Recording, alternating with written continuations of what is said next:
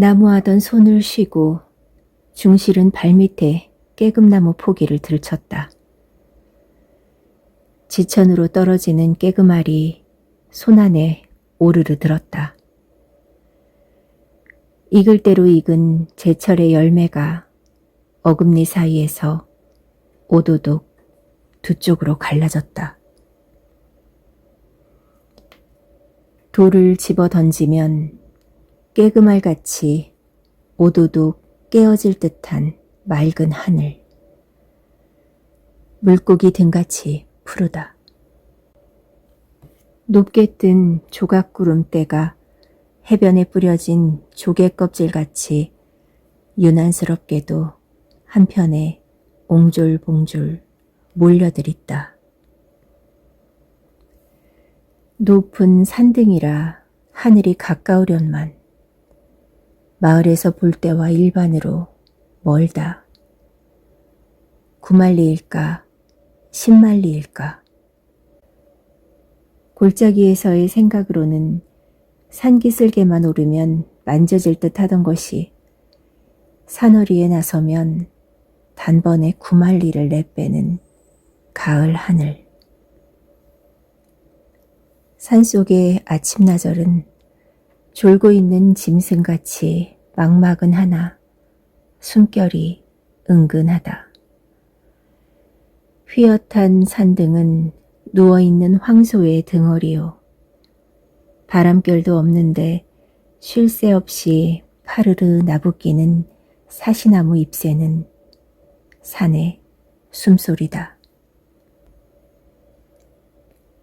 첫눈에 띄는 하얗게 분장한 자작나무는 산속의 일색. 아무리 단장한 대하 사람의 살결이 그렇게 힐 수 있을까? 수북 들어선 나무는 마을의 인총보다도 많고 사람의 성보다도 종자가 흔하다. 고요하게 무럭무럭 걱정 없이 잘들 자란다. 산오리나무, 물오리나무, 가락나무, 참나무, 졸참나무, 박달나무, 사슬의나무, 떡갈나무, 무치나무, 물가리나무, 쌀이나무, 고로쇠나무. 골짜기에는 신나무, 아그베나무, 갈매나무, 개온나무, 엄나무, 산등에 간간히 섞여 어느 때나 푸르고 향기로운 소나무, 잣나무, 전나무, 노간주나무.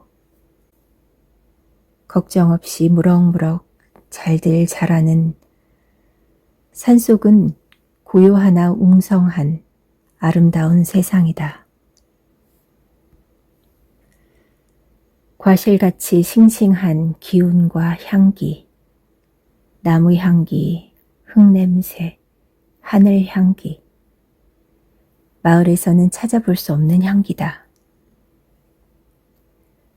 낙엽 속에 파묻혀 앉아 깨금을 알뜰히 바시는 중실은 이제 새삼스럽게 그 향기를 생각하고 나무를 살피고 하늘을 바라보는 것이 아니었다.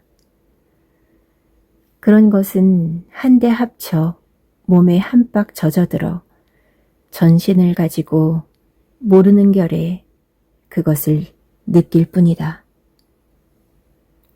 산과 몸이 빈틈없이 한데 얼린 것이다. 눈에는 어느 결인지 푸른 하늘이 물들었고 피부에는 산냄새가 배었다. 바심할 때의 집북더기보다도 부드러운 나뭇잎, 여러 자 깊이로 쌓이고 쌓인 깨금잎, 가락잎, 떡갈잎에 부드러운 보료 속에 몸을 파묻고 있으면 몸뚱어리가 마치 땅에서 솟아난 한 포기의 나무와도 같은 느낌이다. 소나무, 참나무, 총중의 한 대의 나무다. 두 발은 뿌리요, 두 팔은 가지다. 살을 베면 피 대신에 나무진이 흐를 듯하다. 잠자코 섰는 나무들의 주고받는 은근한 말을, 나뭇가지에 고개짓하는 뜻을, 나뭇잎의 소곤거림의 속심을 총중의 한 포기로서 넉넉히 짐작할 수 있다. 해가 뜰 때에 즐거워하고 바람 불 때에 둥탕치고 날 흐릴 때 얼굴을 찡그리는 나무들의 풍속과 비밀을 역력히 번역해낼 수 있다. 몸은 한 포기의 나무다. 벼랑간 부두득 솟아오르는 힘을 느끼고 중실은 벌떡 뛰어 일어났다. 쭉 혀는 내 활개에 힘이 뻗쳐 금시에 그대로 하늘에라도 오를 듯 싶었다. 넘치는 힘을 보낼 곳 없어 할 수 없이 입을 크게 벌리고 하늘이 울려라 고함을 쳤다. 땅에서 솟는 산정기의 힘찬 단순한 목소리다. 산이 대답하고 나뭇가지가 고개짓한다. 또 하나 그 소리에 대답한 것은 맞은편 산허리에서 불시에 푸드득 날아뜨는 한 자웅의 꿩이었다. 살찐 까투리의 꽁지를 물고 나는 장기의 오색 날개가 맑은 하늘에 찬란하게 빛났다. 살찐 꿩을 보고 중실은 문득 배가 허출함을 깨달았다. 아래편 골짜기 개울 옆에 간직하여둔 노루고기와 가랑잎새에 싸둔 개꿀이 있음을 생각하고 다시 낫을 집어들었다.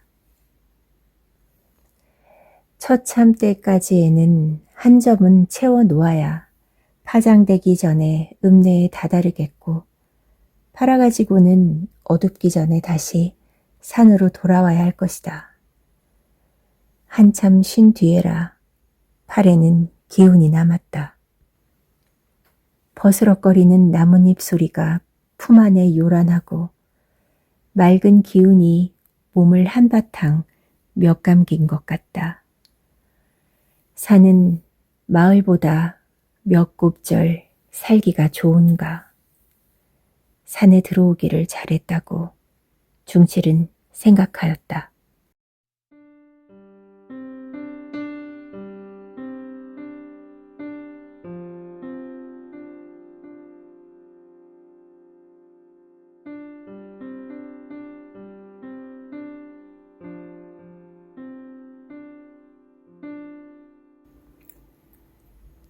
세상에 머슴살이같이 입속 적은 생업은 없다. 싸울래 싸운 것이 아니라 김영감 편에서 투정을 건 셈이다. 지금 와보면 처음부터 쫓아낼 의사였던 것이 확실하다. 중실은 머슴 산지 7년에 아무것도 준 것 없이 맨주먹으로 살던 집을 쫓겨났다. 원통은 하였으나 애통하지는 않았다. 해마다 사경을 꼬박꼬박 받아본 일 없다. 옷 한 벌 버젓하게 얻어 입은 적 없다. 명절에는 놀이할 돈도 푼푼이 없이 늘 개보름 쇠듯 하였다. 장가들이고 집 사고 살림을 내준다는 것도 헛소리였다. 첩을 건드렸다는 생뚱같은 다짐이었으나 그것은 처음부터 계책한 억지요. 졸색의 둥글개 따위에는 손댈 염도 없었던 것이다.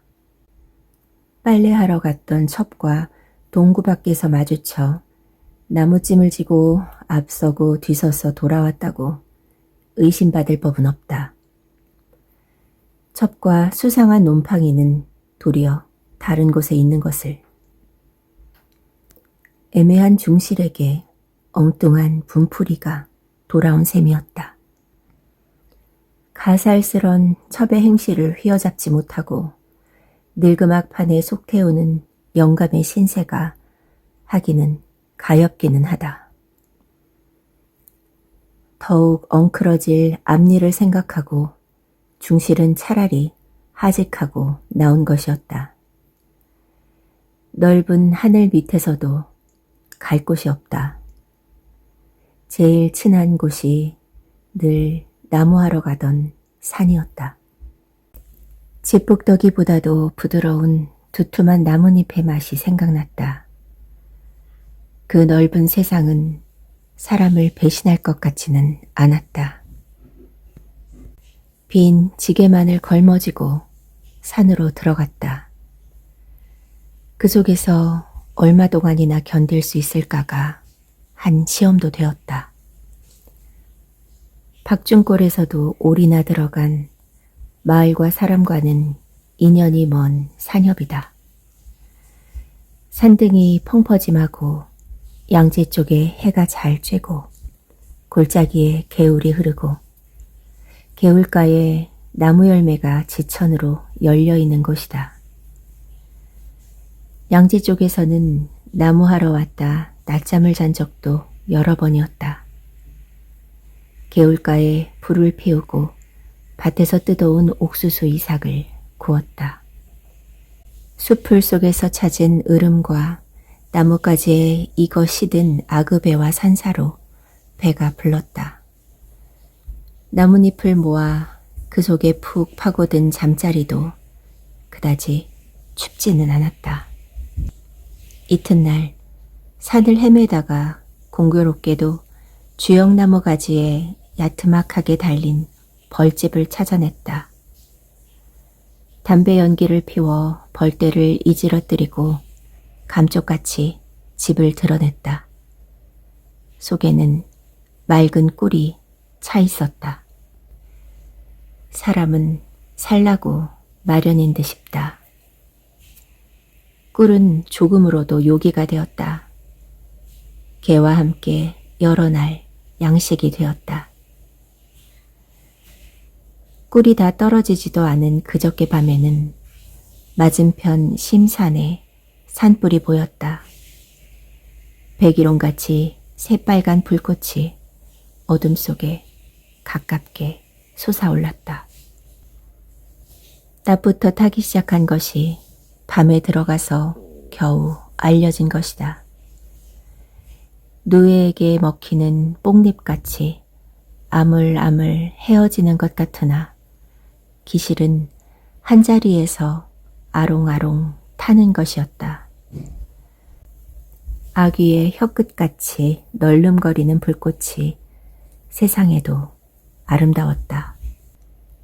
울 밑에 꽃보다도 비단결보다도 무지개보다도 맨드라미보다도 곱고 장하다. 중실은 알 수 없이 신이 나서 몽둥이를 들고 산등을 따라 오르고 골짜기를 건너 불 붙는 곳으로 끌려 들어갔다. 가깝게 보이던 것과는 딴판으로 꽤 멀었다. 불은 산등에서 산등으로 들러붙어 골짜기로 타내려갔다. 화기가 확확 튀어 가까이 갈 수 없었다. 후끈후끈 무더웠다. 나무뿌리가 탁탁 튀며 땅이 쨍쨍 울렸다. 민초란 자작나무는 가지가지에 불이 피어올라 한 포기의 산호수 같은 불나무로 변하였다. 헛되이 타는 모두가 아까웠다. 중실은 어쩔 수 없이 몽둥이를 쓸데없이 휘두르며 불 테두리를 빙빙 돌 뿐이었다. 불은 힘에 붙이는 것이었다. 확실히 간 보람은 있었다. 그을린 노루 한 마리를 얻은 것이었다. 불 테두리를 뚫고 나오지 못한 노루는 산골짜기에서 뱅뱅 돌아 결국 불벼락을 맞은 것이다. 물론 그것을 얻을 때는 불도 거의 다 탄 새벽이었으나 외로운 짐승이 몹시 가엾었다. 그러나 이미 죽은 후의 고기라 중실은 그것을 짊어지고 산으로 돌아갔다. 사람을 살리자는 신의 뜻이라고 비위 좋게 생각하면 그만이었다. 여러 날 동안에 흐뭇한 양식이 되었다. 다만 한 가지 그리운 것이 있었다. 짠맛, 소금이었다. 사람은 그립지 않으나 소금이 그리웠다. 그것을 얻자는 생각으로만 마음이 그리웠다.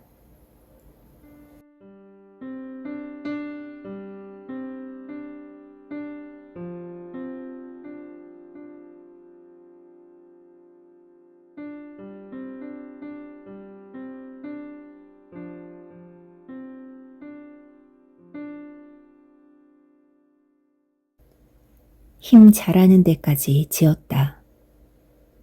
20리길을 부지런히 걸으려니 잔등에 땀이 내배었다. 걸음을 따라 나무찜이 휘청휘청 앞으로 휘었다. 간신히 파장 전에 되었다. 나무를 팔 때의 마음이 이날같이 즐거운 적은 없었다. 물건을 산 때의 마음도 이날같이 즐거운 적은 없었다. 그것은 짜장 필요한 물건이기 때문이다. 나무 판 돈으로 중실은 감자 말과 좁쌀 되와 소금과 남비를 샀다. 산속의 호젓한 살림에는 이것으로서 족하리라고 생각되었다. 목숨을 이어가는데 헤어짐이 없으면 어떨까 또 생각되었다.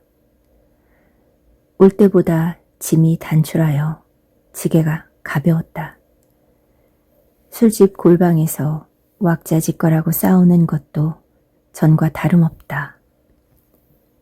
이상스러운 것은 그런 거리의 살림살이가 도무지 마음을 당기지 않는 것이다. 앙상한 사람들의 얼굴이 그다지 그리운 것이 아니었다. 무슨 까닭으로 산이 이렇게도 그리울까? 편벽된 마음을 의심도 하여 보았다. 그러나 별로 이치도 없었다. 덮어놓고 양지 쪽이 좋고 자작나무가 눈에 들고 떡갈잎이 마음을 끄는 것이다. 평생 산에서 살도록 태어났는지도 모른다. 김영감의 그 후의 소식은 물어낼 필요도 없었으나 거리에서 만난 박서방 입에서 우연히 한 구절 얻어듣게 되었다. 병든 둥글게 첩은 기어코 김영감의 눈을 감춰 최석이와 주랭랑을 놓았다. 종적을 수색 중이나 아직도 오리무중이라 한다. 사랑방에서 고시렁고시렁 잠을 못 이룰 60 노인의 꼴이 측은하게 눈에 떠올랐다. 애매한 머슴을 내쫓았음을 뉘우치리라고 생각되었다. 그러나 중실에게는 물론 다시 살러 들어갈 뜻도 노인을 위로하고 싶은 친절도 가지기 싫었다. 다만 거리의 살림이라는 것이 더 한층 어수선하게 여겨질 뿐이었다. 산으로 향하는 저녁길이 한결 개운하다.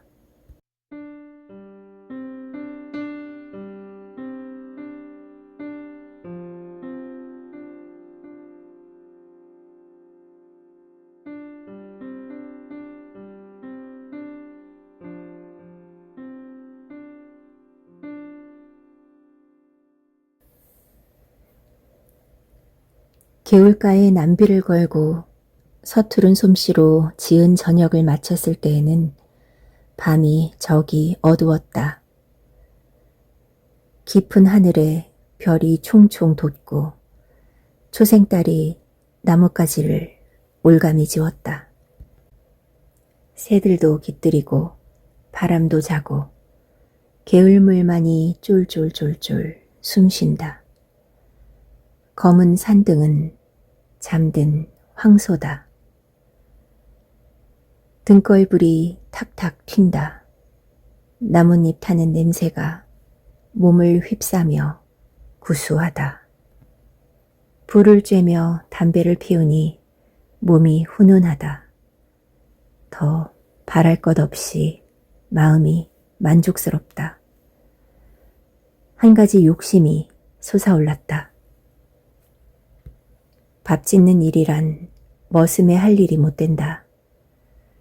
사내 자식은 역시 밥 갈고 나무하는 것이 옳은 것이다. 장가를 들려면 이웃집 용녀만한 색시는 없다. 용녀를 데려다 밤일을 맡길 수밖에는 없다고 생각하였다. 용녀를 생각만 하여도 즐겁다. 궁리가 차례차례로 솔솔 풀렸다. 굵은 나무를 베어다 껍질째 토막을 내 양지 쪽에 쌓아 올려 단간에 조촐한 오두막을 짓겠다. 펑퍼짐한 사너리를 일궈 밭을 만들고 봄부터 감자와 귀리를 갈 작정이다. 오랍들에 우리를 세우고 염소와 돼지와 닭을 칠터. 산에서 노루를 산채로 붙들면 우리 속에 같이 기르고 용녀가 짓일을 하는 동안에 밭을 가꾸고 나무를 할 것이며 아이를 낳으면 소같이 산같이 튼튼하게 자라렸다. 용녀가 만약 말을 안 들으면 밤중에 내려가 가만히 업어올걸. 한번 산에만 들어오면 별 수 없지. 불이 거의 아스러지고 물소리가 더 한층 맑다. 별들이 어지럽게 깜빡거린다. 달이 다른 나뭇가지에 걸렸다. 나머지 등걸불을 발로 비벼 끄니 골짜기는 더 한층 막막하다. 어느 만 때인지 산속에서는 때도 분별할 수 없다. 자기가 이른지 늦은지도 모르면서 나무 밑 잠자리로 향하였다. 낯가리같이 두두룩하게 쌓인 낙엽 속에 몸을 송두리째 파묻고 얼굴만을 빠끔히 내놓았다. 몸이 차차 푸근하여 온다. 하늘의 별이 와르르 얼굴 위에 쏟아질 듯 싶게 가까웠다 멀어졌다 한다. 별 하나 나 하나, 별 둘 나 둘, 별 셋 나 셋. 세는 동안의 중실은 제 몸이 스스로 별이 됨을 느꼈다.